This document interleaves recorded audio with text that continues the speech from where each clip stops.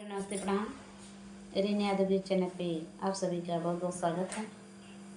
मैं आप सभी से बहुत प्यारा बेटी विवाह गीत लेके आई हूँ। मेरा गीत पसंद आए तो लाइक सब्सक्राइब शेयर जरूर करना, अपना आशीर्वाद दुलार जरूर देना, मेरे चैनल को ज़्यादा से ज़्यादा सपोर्ट करना। आप सभी का बहुत बहुत धन्यवाद।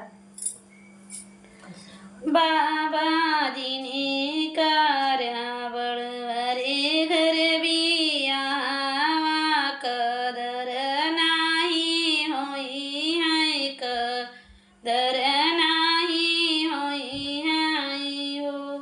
बाबा जी ने कार्यावल हरे घर बिया कदर नाही होई है, कदर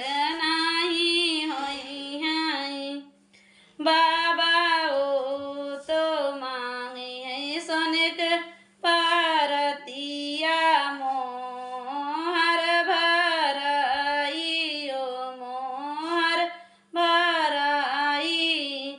बाबा ओ तो मांगे है सोने का पारतिया त मोहर भराई त कहाँ से देवा।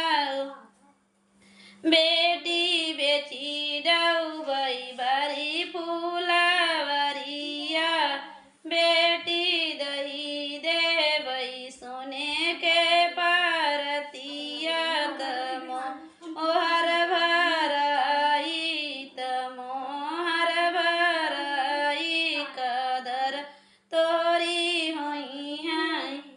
चाचा जी ने कर बड़े घर बिया कदर नाही होई है, कदर नाही होई है। चाचा तो मांगी है हाथिया घोड़ावा तहदी सजाई तक हाँसी देवे। बेटी बेची देवई खेतिया बरिया, बेटी दई देवई हाथिया घोड़ावा तहद सजाई कदर तोरी होई है। भैया जी ने कार्यावल हरे घर बिया कदर नाही होई है।